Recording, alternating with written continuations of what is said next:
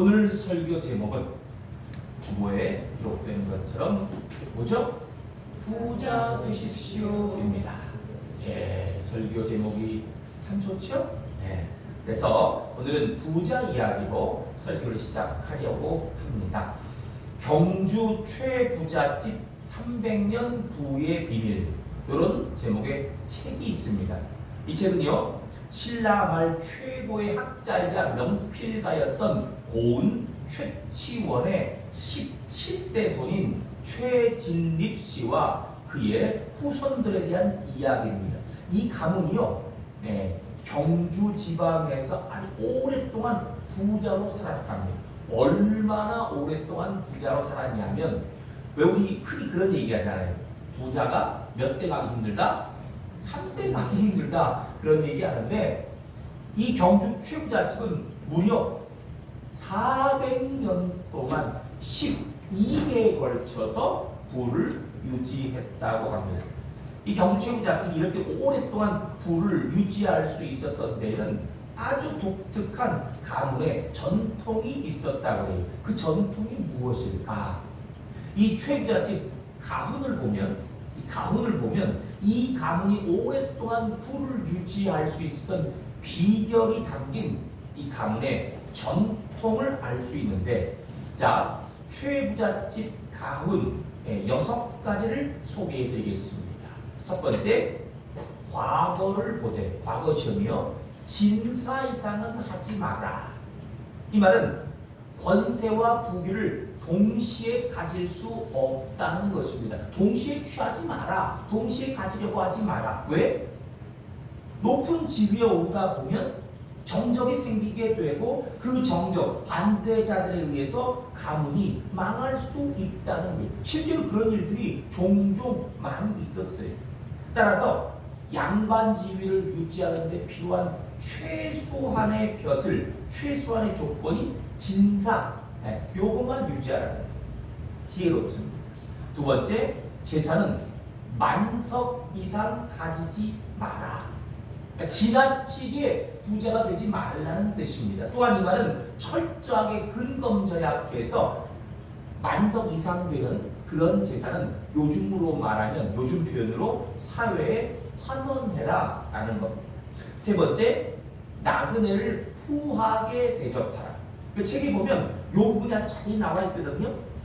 최부잣집에서는요, 매년 쌀 몇 석을 지나가는 과객들의 대접에 사용했을까요? 몇 석? 몇 석? 1000석. 놀라지도 않으시는군요. 1000석. 그래서 이 최부잣집 사랑채는요, 그 사랑채를 그 과객들, 지나가는 나그네를 위한 과객들을 위해서 내줬다고요. 근데 동시에 100명을 수용할 수 있는 어마어마한 크기죠. 그런 큰 규모였는데, 날만 1년 365일 과객들이 끊이지 않았다고 해요. 그리고 이 과객들이 묶어가는 사랑채에는 아주 독특한 뒤주가 있었습니다. 뒤주. 발음이 그렇죠? 뒤주. 뒤주가 뭔지 용주는 아마 모를 거고, 거의. 혹시 수영자님 아십니까? 그렇죠. 쌀통입니다. 알아요? 쌀통. 네. 쌀통을 옛말에 뒤주라고 해요. 뒤주. 그러면 돛박이 뭔지 알아요? 돛박? 그렇죠. 돛박이라는 거는 이렇게 생긴 거예요. 이렇게. 이런 모양인데, 요거 보통 정사각형으로 생겨갖고, 그 집이 잘 사느냐 못 사느냐 아닌 그 조건 중에 하나가 뒤주의 쌀통에 쌀을 꺼내는 돛박이 얼마나 크냐. 가난한 집은 조그매요. 근데 부잣집은 큽니다. 그런데 자, 이 사랑채에 뒤주가 있었는데, 왜 독특하냐면, 그 부잣집이니까 그 돛박이 크잖아요. 그러면 그 입구가 얼마나 됩니까? 이만해야 된단 말이에요. 그런데 그 사랑채에 있는 뒤주는 요만해. 그래서 사람 두 손이 이렇게 들어가실 정도로 아주 입구가 좁다 그래요. 왜 그렇게 했느냐 하면, 그 사랑채에 묶는 사람들, 그 과객들 누구든지 묶고 떠날 때 두 손을 넣어서 나눠서 한 줌씩 퍼가라. 또한 동시에 다른 사람들을 생각해서 필요 이상 많이 퍼가지 마라. 그런 의미도 했습니다. 역시나 지혜로. 네 번째, 흉년 뒤에는 땅을 사지 마라. 이거 진짜 이 오늘날 정말 많은 사람들이 본받아야 돼요. 흉년 뒤에는 땅을 사지 마라. 여러분, 흉년이 되면 농사 짓는 사람들은요, 자기 땅을, 농토를 헐값에 팔아서라도 생계를 유지하려고 했어요. 근데 최부잣집에서는 다른 사람의 아픔을 빌미로 해서 재물을 모려하지 않았다. 그래서 흉년에 굶주린 농민들의 토지를 헐값에 사들인 일을 절대 하지 않았다고 합니다. 다섯 번째, 며느리들은 시집 온 후 3년 동안 무명옷을 입어라. 이것은 부잣집에 시집 왔다고 해서 흥청망청 이런 생각은 버리고 또한 3년 동안 철저하게 근검절약의 정신을 심어주려는 것입니다. 마지막 여섯 번째, 감동적입니다. 사방백리 안에 굶어 죽는 사람이 없도록 해라. 사방백리라는요, 경주를 중심으로 해서 동쪽으로는 동해안 일대, 서쪽으로는 영천까지, 남쪽으로는 울산, 북쪽으로는 포항까지라고 합니다. 이렇게 주변에 사는 사람들이 굶어 죽는데 나 혼자 잘 먹고 잘 가, 이건 절대 인간의 도리가 아니라라는 것이죠. 실제로 기록에 보면 조선 현종 때인 1671년에 삼남지방, 이 삼남지방이라는 것은 충청, 전라, 경상 지방이에요. 여기에 큰 흉년이 들어서 굶어 죽는 사람들이 속출하자 이 최부잣집은 자기 집 국관을 활짝 열고 마당에다 큰 솥을 걸어놓고 굶주린 사람을 위해서 매일매일 죽을 끓이도록 했는데 지금도 그 자리가 남아있다고요. 큰 솥을 끓이던 그 자리가 남아있는데 거기에 어떤 이름이 붙어있느냐, 그곳이 활인당, 사람을 살리는 곳, 이런 이름이 붙어 있다고 합니다. 참 멋있는 부자 아닙니까? 오늘 본문에는 예수님과 함께 어떤 부자 청년이 등장합니다. 부자가 오늘 본문의 주인공입니다. 본문에 등장하는 이 부자 청년, 그야말로 젊음과 명예와 부를 다 가진 사람입니다. 요즘 말로 하면 사기 캐릭터죠. 자, 이 사람이 예수님께 찾아오습니다. 선생님, 내가 무슨 일을 해야 영생을 얻습니까? 그래서 예수님은 영생을 얻으려면 하나님의 계명을 지켜야 한다. 그러면서 계명을 쭉 말씀하십니다. 그러자 부자 청년이 대답합니다. 나는 이 모든 것을 지켰습니다. 그러면서 오히려 예수님께 되묻습니다. 아직도 제가 뭐가 부족합니까? 내가 부족한 게 뭐 있어요? 그러자 예수님께서 이렇게 말씀을 하십니다. 다 같이 화면을 통해 본문 21절 함께 읽겠습니다. 시작. 예수께서 이르시되 네가 온전하고자 할진대 가서 네 소유를 팔아 가난한 자들에게 주라. 그리하면 하늘에서 보화가 네게 있으리라. 그리고 와서 나를 따르라 하시니. 아멘. 여러분, 예수님께서 말씀하신 이 21절 핵심이 뭐예요? 부자 청년은 이렇게 기대했을 것 같아요. 다 지켰어요. 아직도 나에게 부족한 게 뭡니까? 예수님께서 어이구야 기특하다 오냐 이런 걸 기대했을지 모르겠어요. 근데 예수님께서 말씀하신 이 핵심, 네가 지금까지 계명 다 지켰다고 그러지만 그거 형식적인 거야. 사람에게 보이는 외식적인 쇼에 불과해. 진정한 자기 희생이 없었어. 다시 말해, 너는 자기 것만 붙잡고 살아온 거야. 네가 진정한 영생의 길에 들어서기를 원한다면 희생이 필요한 거야. 자신만을 위해 쌓아두지 말고 남을 위해서 베풀고 나눠라. 이렇게 말씀을 하신 겁니다. 그러자 이 부자 청년 어떤 반응을 보입니까? 다 같이 화면 통해 보면 22절 함께 읽겠습니다. 시작. 그 청년이 재물이 많으므로 이 말씀을 듣고 근심하며 갈니라. 어떻게 갔어요? 근심하며 갔어요. 네, 근심하며 갔어요. 어떠한 긍정적인 반응을 보이지도 않고 예, 아니요 이런 반응이 없어요. 그냥 근심하며 돌아갔습니다. 그리고 성경 어디에도 이후에 이 청년의 기록이 나오지 않습니다. 만약 이 청년이 예수님의 말씀을 듣고 순종했다면 어쩌면 이 사람은 바울이나 베드로나 요한 같은 위대한 사도가 됐을지도 모르겠습니다. 안타깝죠. 자, 그런데 예수님께서 근심하며 돌아가는 그 부자 청년을 바라보면서 대단히 중요한 말씀을 하십니다. 23절 화면 주시기 바랍니다. 제가 읽겠습니다. 예수께서 제자들에게 이르시되 내가 진실로 너희에게 이르노니 부자는 천국에 들어가기가 어려우니라. 그리고 계속해서 24절에서 이렇게 말씀하십니다. 오늘날 우리가 느낄 때는 과장법 아니야? 이렇게 느낄 수가 있는데, 자, 화면 통해 24절 함께 읽도록 하겠습니다. 시작. 다시 너희에게 말하노니 하늘길로 들어가는 것이 부자가 하나님의 나라에 들어가는 것보다 쉬우니라. 아멘. 예수님께서 2번 연속 말씀하십니다. 부자가 천국에 들어가기 어렵다. 그 다음에는 연속해서 그 말씀하시면서 어떤 표현까지 덧붙입니까? 뭐가 바늘귀에 들어가는 것이? 낙타가 바늘귀에 들어가는 것이. 가능합니까 그게? 자, 여기서 한 가지 의문점이 생깁니다. 아마 많은 분들이 그렇게 느낄 거예요. 예수님의 이 말씀, 부자가 천국에 들어가기가 마치 낙타가 바늘귀로 통과하는 것처럼 그 말씀, 예. 사실상 부자는 천국에 들어갈 수 없다, 불가능하다, 이런 말씀이 의미인가? 이런 의문점이 생길 거예요.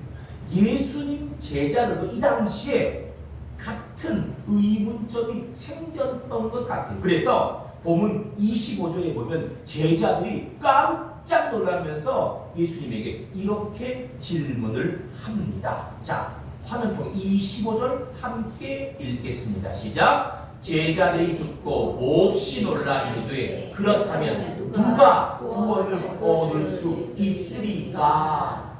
네. 여러분, 이 질문에 담긴 제자들의 마음이 느껴지십니까? 아, 누가 구원 얻을 수 있습니까? 누가 천국에 들어갈 수 있습니까? 예수님께서 말씀하시기를 부자가 천국에 들어가는 그거 마치 낙타가 바늘귀 통과하는 것처럼 어렵다. 아니, 그러면 누가 구원 얻을 수 있습니까? 누가 천국에 들어갈 수 있습니까? 여러분, 제자들의 이 질문에 담긴 그 마음 느껴지세요? 사람은 누구나 다 부자 되기를 원합니다. 누구나 다. 그렇지요? 네. 혹시 여기 계신 분 중에 나는 부자가 절대 되기 싫습니다, 그런 분 계시면 자리에서 한번 일어나 보시오. 아무도 없죠. 지금 이 우리 예배당에서 서 있는 사람은 아무도 없어요. 그쵸? 내가 서 있네. 저도 설교하기 위해 서 있는 거니까. 저도 부자 되고 싶습니다. 누가 부자가 싫어요? 누구나 다 가난하기 원하지 않습니다. 궁색하게 사는 거 좋아하는 사람 아무도 없어요. 누구나 다 마찬가지입니다. 그런데 주님께서는 부자가 천국에 들어가는 것이 낙타가 바늘귀 통과하는 것처럼 어렵다고 말씀하십니다. 그렇다면 천국에 들어가기 위해서 부자가 되면 안 된다는 겁니까? 천국에 들어가기 위해서 부자가 되겠다는 꿈은 접어야 되는 것일까요? 그렇습니까? 제자들도 그런 마음이 있었던 거예요. 예수님께서 말씀하신 부자가 천국에 들어가기 어렵다는 이 말씀의 의미가 무엇이겠습니까? 자, 오늘 본문의 주인공인 부자 청년, 이 부자 청년이 예수님께 나온 목적 분명했습니다. 무엇을 물어보려고 나왔죠? 무엇을 물어보려고? 무엇을 물어보고? 빨리 대답하셔요. 무엇을 물어보려고? 영생을 물어보려고. 어떻게 하면 영생을 얻을 수 있는지 예수님께 물어보려고 나왔어요. 이 물음, 이 영생을 얻으려고 하는 어떻게 하면이라는 이 부자 청년이 예수님께 나온 목적은 뻥이 아니었어요. 진짜였어요. 정말로 그거 물어보려고 나온 거예요. 그런데 이 청년의 마음속에는 영생에 대한 열망보다 더 큰 무엇이 그 마음 중심에 있었습니다. 영생을 얻고 싶어요. 진짜 정말이에요. 그런데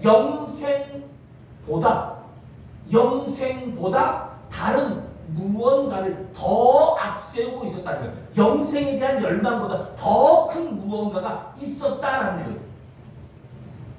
자기 마음 중심을 사로잡고 있는 그것을 버려야 영생을 얻을 수 있는데, 자기 마음 중심, 자기 중심에 있는 그것을 놔야, 그래야 영생의 길로 들어설 수 있는데, 그런데 그렇게 하지 못하는 게, 자기 마음 중심을 사로잡고 있는 그것을 버려야, 그것을 놔야 되는데 그렇게 못하는 거예요. 그래서 근심한 거예요. 그래서 영생의 주인이신 예수님을 만났는데도 불구하고 어떠한 답도 얻지 못한 채, 영생에 대한 어떤 답도 얻지 못한 채 그냥 돌아가 버리는 것이고, 그리고 이러한 이 청년의 마음 중심을 예수님께서는 보셨기에, 그래서 예수님께서는 부자가 천국에 들어가기가 어렵다, 너무 어렵다라고 말씀하신 것입니다. 다시 말해, 부자가 천국에 들어가기 어렵다는 이 말씀의 의미는, 저 청년은 자신이 버려야 할 것을 버리지 못하면 천국에 들어가기 어렵다. 자기 마음 중심에는 그것을 놓지 못하면 영생의 길로 들어서는 것이 사실상 불가능하다라는 의미인 것입니다. 그러면 부자 청년이 버리지 못한 거, 놓지 못한 거, 그 무엇이겠습니까? 알아야죠. 오늘 보면 마태복음 19장 16절로 26절 말씀과 연관된 성경 구절을 통해서 이 청년이 버리지 못한 게 무언가 살펴봅니다. 첫째, 돈을 사랑하는 마음이에요. 돈을 사랑하는 마음입니다.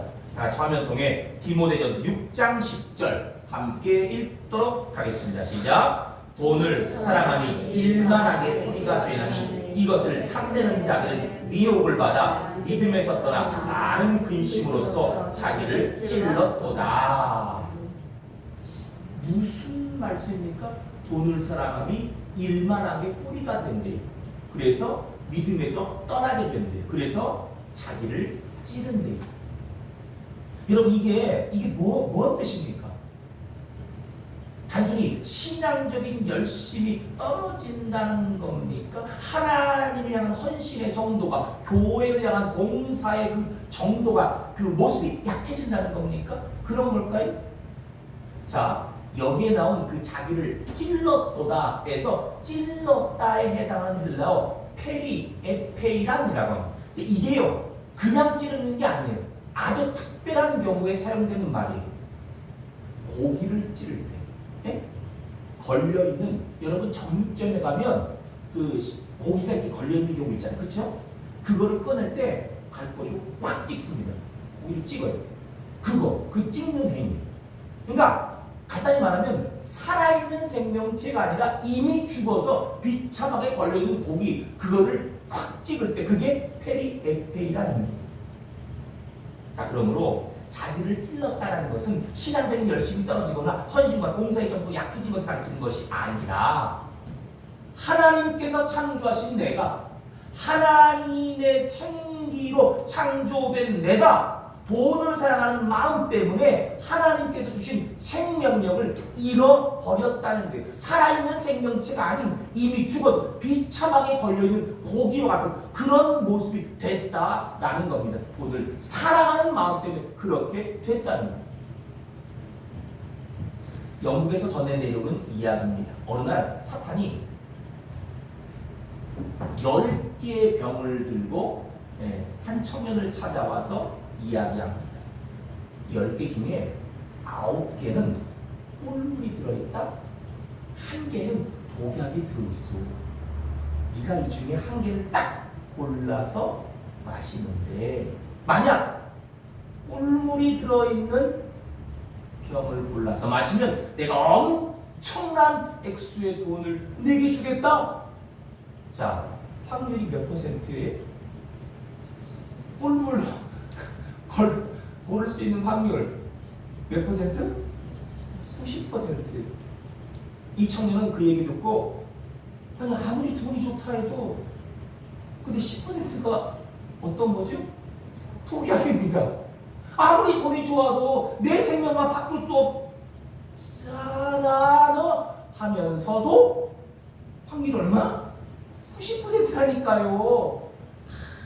고민하다가 그래 10병 중에 딱 한 병. 그래서 떨리는 손으로 병 하나를 골랐습니다. 어떻게 했을까요? 독약을 골랐을까요? 꿀물 골랐을까요? 마셨어. 꿀물이야. 성공했어. 다행히 죽지 않고 살아난 이 청년, 사탄에게 돈을 받으면서 다시는 나를 찾아오지 마라 소리쳤어. 근데 얼마 후에 사탄이 또 찾아옵니다. 찾아와서 뭐라고 했을까요? 9개 중에 한 개를 골라서 꿀꿀 마시면 내가 처음에 줬던 돈보다 2배의 돈을 주겠다. 그런 것 같으면 자, 9개 중에 한 개예요. 9개 중에 한 개. 근데 그 중에 한 개가 독약입니다. 쏙 물러가. 다시는 나에게 찾아오지 말라고 했지?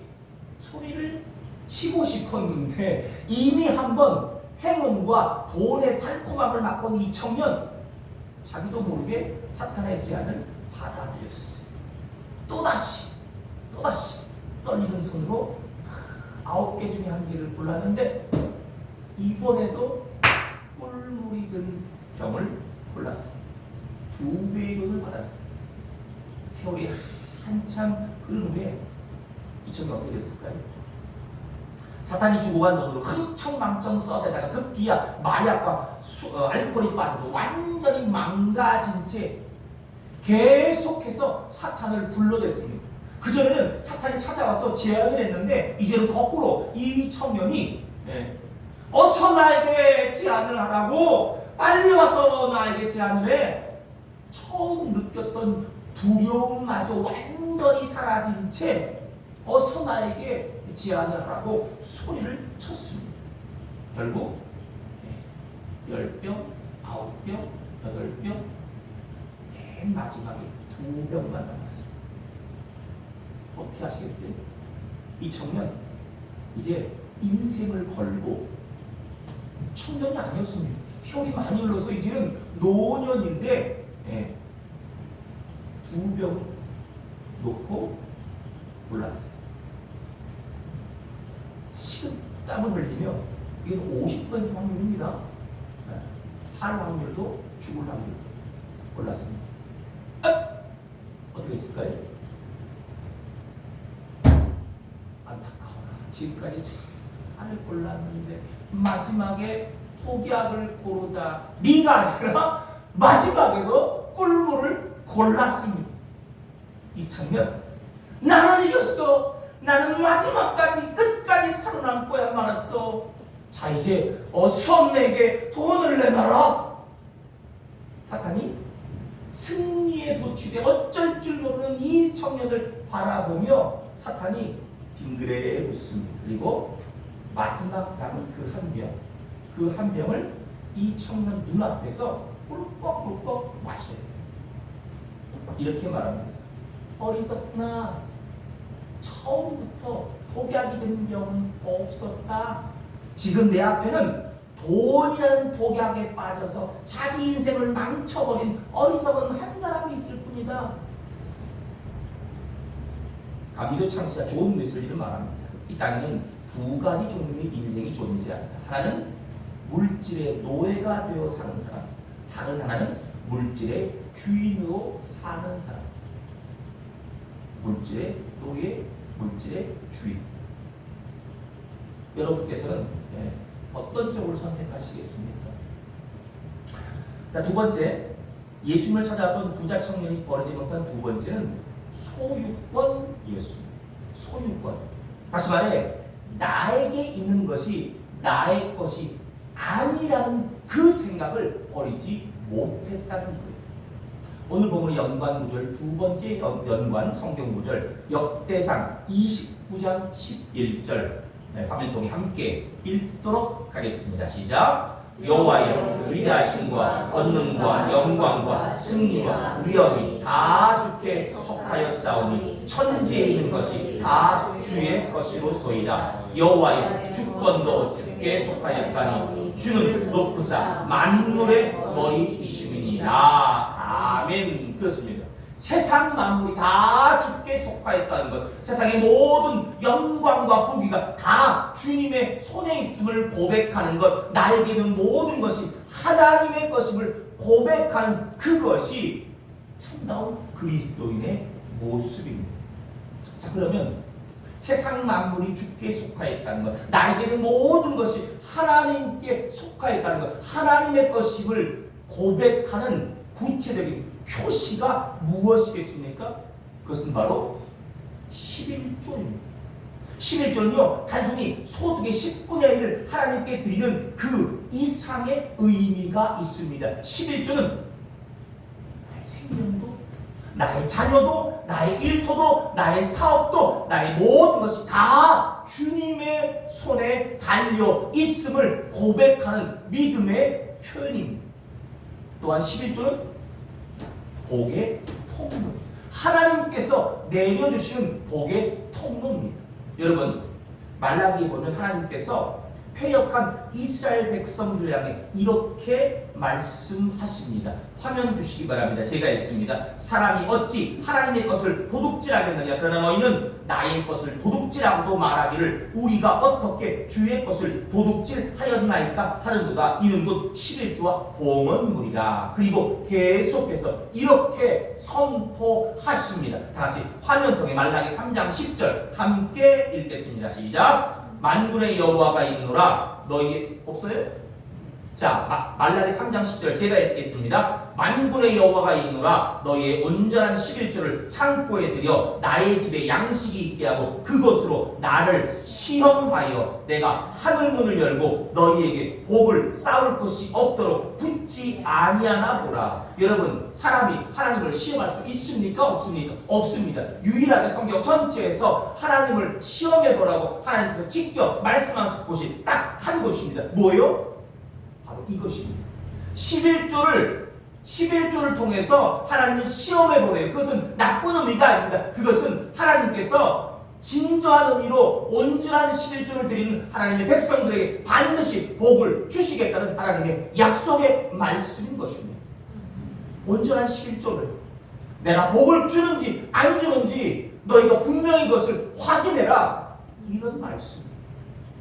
소유권이 하나님께 있음을, 나의 모든 것이 하나님께 있음을 11조를 통해서 나타내는 그런 백성들에게 하나님께서 반드시 복을 주신다는 말씀인 것입니다.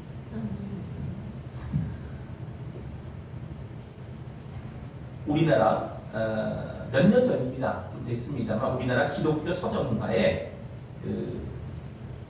소위 까를로스 열풍을 일으켰던 후안 카를로스 오르티즈라는 아르헨티나 목사님이신데, 이 목사님이 제자입니까? 라는 식, 이게 엄청난 메가 베스트셀러, 메가 스터디셀러가 됐어요. 근데 이제 이 목사님이 본인이 섬기는 그 교회에서 청지기의 삶, 이런 제목으로 설교하면서 교우들에게 이렇게 물었다고 해요. 여러분은 예수님이 내 인생의 주인이시고 모두 다 예수님의 종인 것을 믿습니까? 교인들은 아멘으로 화답했어요. 자, 그렇다면 여러분이 소유한 모든 것도 다 주님의 것이라고 믿습니까? 교우들은 또다시 아멘이라고 화답했어요. 목사님이 세 번째 질문합니다. 예수님이 여러분의 주인이고 여러분이 소유한 모든 것이 모든 것의 주인이라면 여러분의 집도 예수님의 것임을 믿습니까? 교우들 또다시 아멘으로 화답했습니다. 그러자 칼로스 목사님 이렇게 말했습니다. 정말로 믿는다면 이 중에서 여러분 중에서 자기 집을 소유한 분은 다음 주일에 집 문서를 가지고 와서 하나님께 바치시기 바랍니다. 놀라셨죠? 집 문서를 바치라니 어떻게 됐을까요? 놀랍게도 거의 모든 교인들이 그 다음 주일에 진짜 집 문서를 가지고 와서 예배 시간을 바쳤어요. 목사님은 예배 시간에 교우들로 하여금 집 문서를 들고 나와서 한 사람씩 간단에 바치도록 했습니다. 그리고 잠시 후에 이렇게 말합니다. 집 문서를 바친 사람들의 이름을 한 사람 한 사람 불러서 다시 앞으로 나오도록 했어요. 그리고 집 문서를 되돌려 주면서 이렇게 말합니다. 하나님께서 여러분의 집 문서를 이미 받으셨습니다. 그리고 여러분에게 그 집을 다시 잘 관리하도록 다시 맡기셨습니다. 이제 받아서 잘 관리하시기 바랍니다. 우리 교회는 저는 칼로스 목사님이 아니고 우리 교회는 이런 생각이 드십니까? 사랑하는 교회 여러분, 진정한 부자는 누구입니까? 하나님의 것으로 인정할 줄 아는 사람.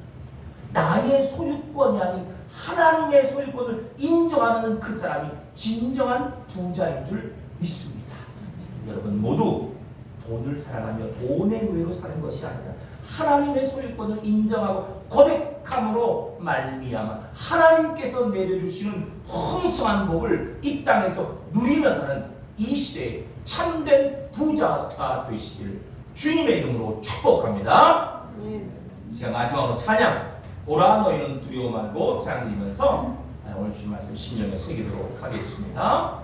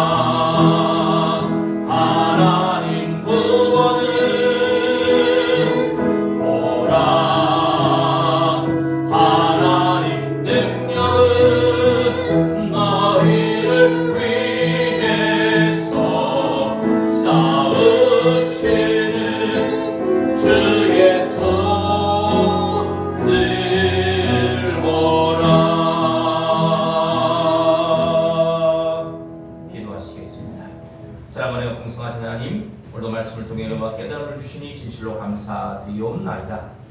모든 것의 주인 되신 하나님, 저희 가운데 혹여라도 지금까지 주님을 섬긴다고 하면서도 세상의 것들을 더 사랑하는 모습이 있었다면, 주님보다 돈을 더 사랑하는 어리석은 모습이 있었다면 이 시간 고백하고 회개하오니 용서하여 주시옵소서. 이제부터는 재물의 노예로 살지 아니하고 모든 것이 하나님의 소유임을 인정하며 하나님 내주시는 풍성한 복의 복을 받아 누리는 진정한 부자, 하나님이 기뻐하시는 부자가 될 수 있도록 인도하여 주시옵소서. 예수 그리스도의 이름으로 기도드리옵나이다. 아멘.